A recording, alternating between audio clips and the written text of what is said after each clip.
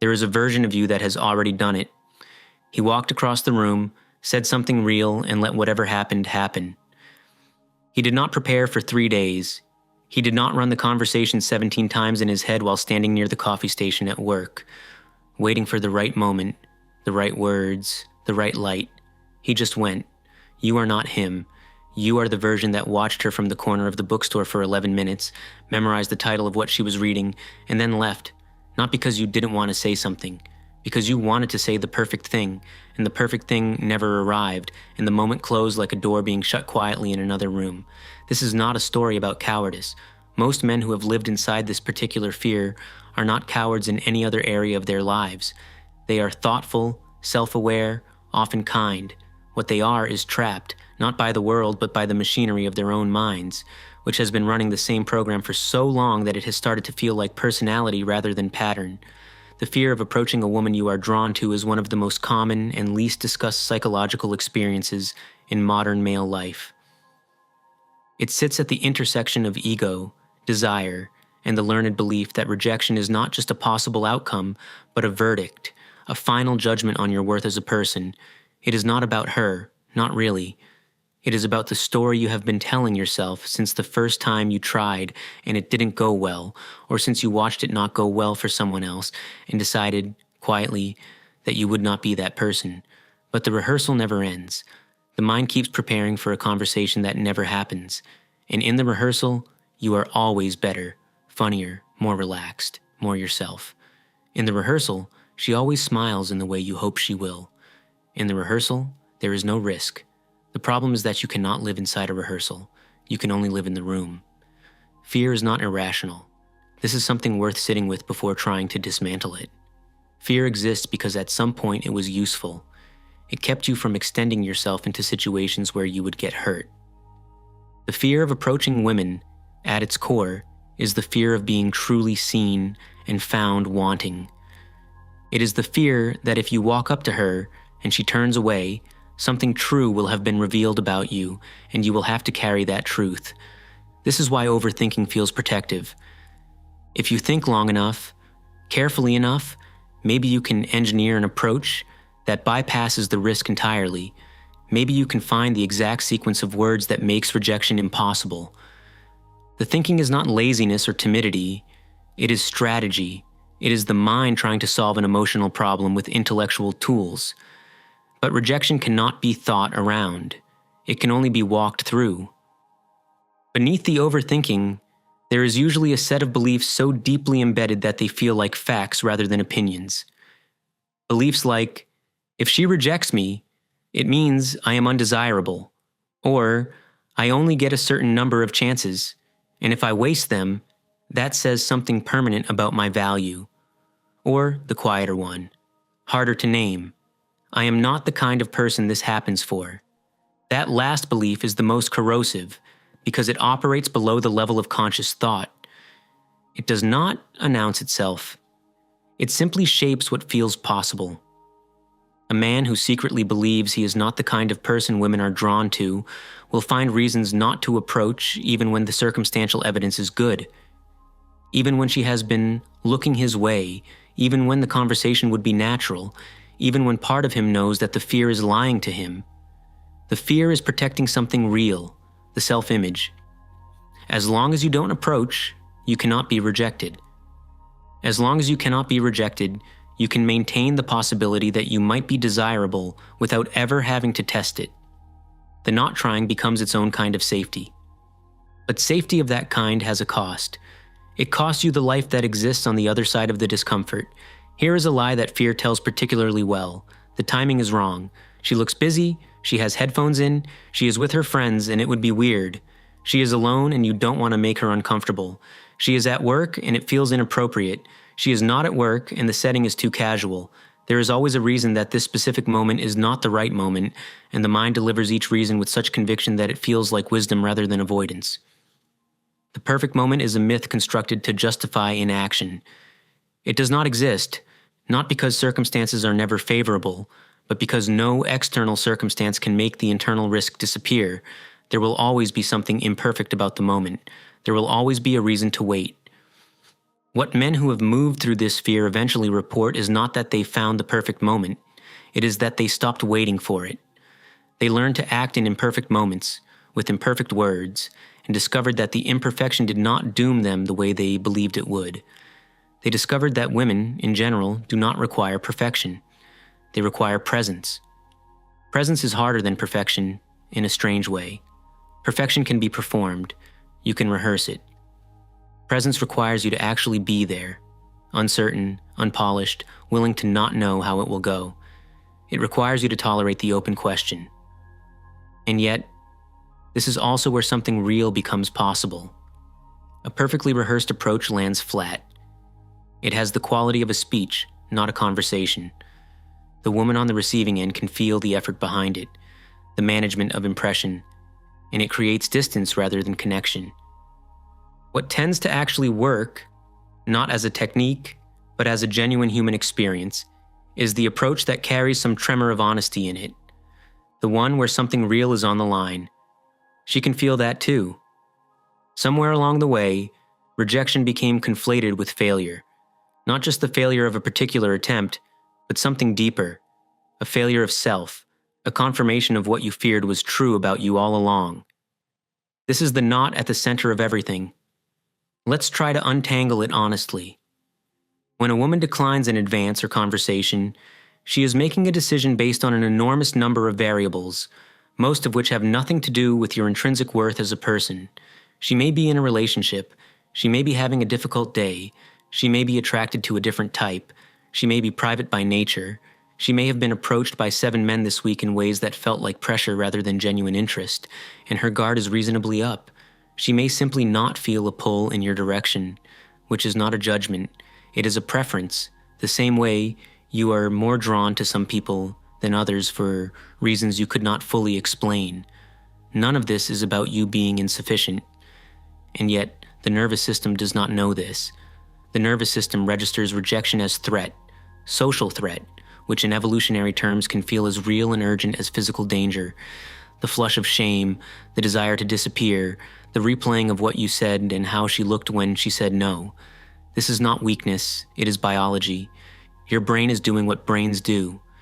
The work is not to stop feeling rejected when rejection happens. The work is to change the story you tell yourself about what rejection means. Not by forcing positivity onto it. That kind of thinking is brittle and unconvincing. But by sitting with the discomfort and asking a harder question, is this actually evidence of what I think it is? Or am I using one data point to confirm a belief I already hold? Most of the time, rejection is information about compatibility, not quality. 2 people did not match, that is all. To take that mismatch and build an entire architecture of self-doubt from it is a kind of cognitive distortion that fear depends on to sustain itself. Rejection is survivable. More than that, it is one of the primary ways that a person learns what they are actually made of. There is a moment, and you know it well, when the decision not to approach is made, not consciously, but in the body. The shoulders drop slightly, the feet shift away, the gaze breaks, and then, a few seconds later, the mind catches up and generates a reason. She seemed busy, the timing was off, you weren't feeling your best today. But the decision was already made. It was made by the nervous system. Doing what it was trained to do, this is an important thing to understand, because it means that changing this pattern is not primarily an intellectual project. You cannot think your way into a new behavioral habit.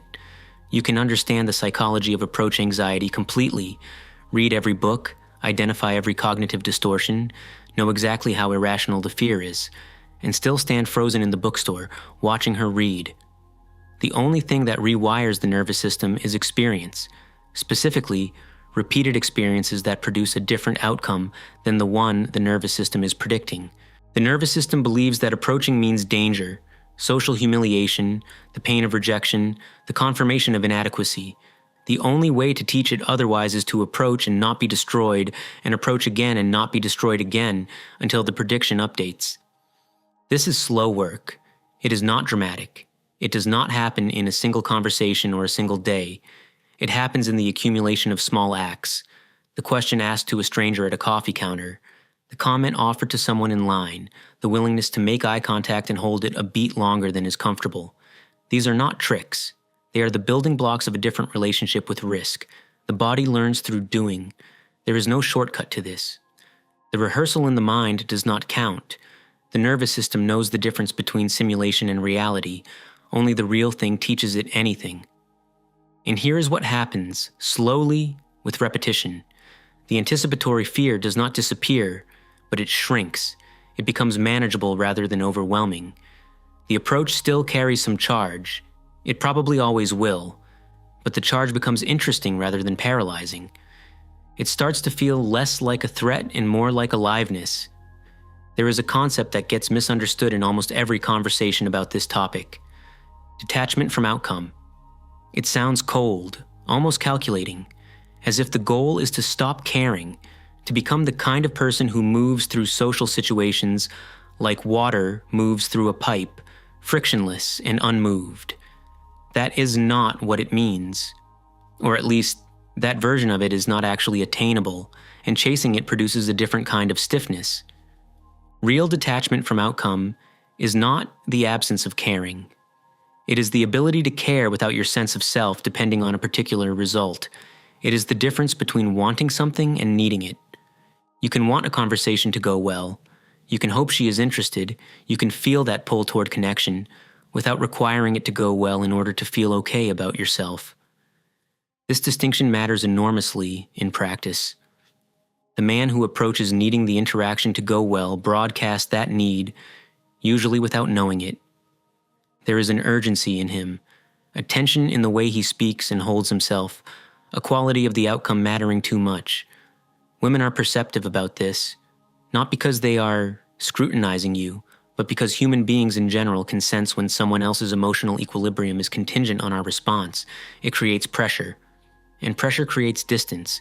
The man who approaches with genuine curiosity, who is actually interested in discovering whether there is something here worth exploring, without having already decided that his value depends on the answer, moves differently.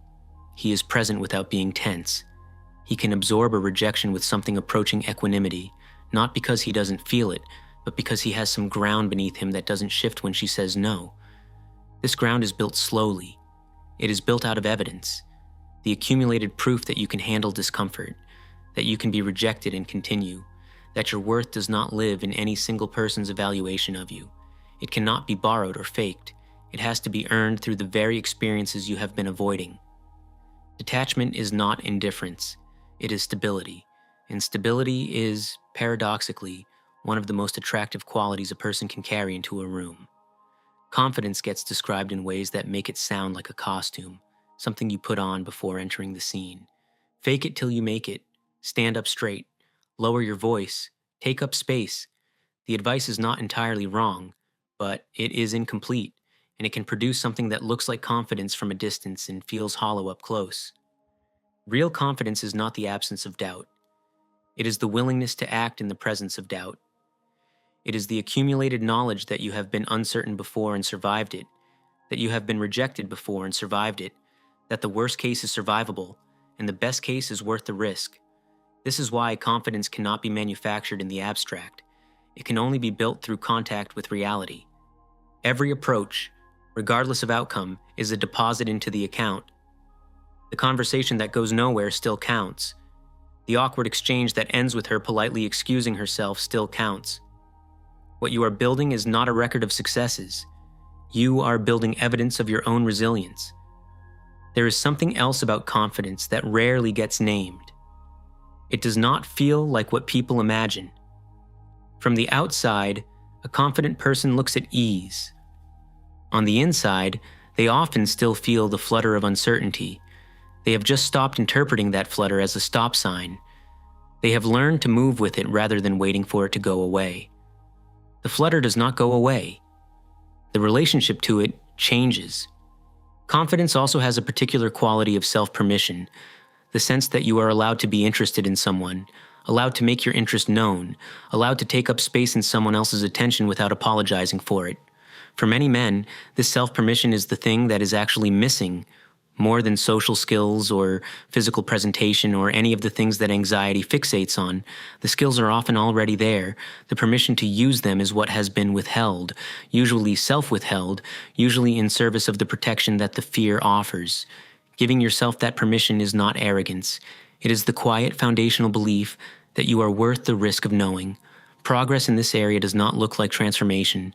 It does not happen the way it happens in films where a single breakthrough moment rewires everything and the person who was afraid is suddenly free. It looks more like weather, gradual shifts, some days better than others, occasional setbacks that feel like returning to the beginning but are not. What changes slowly is the threshold.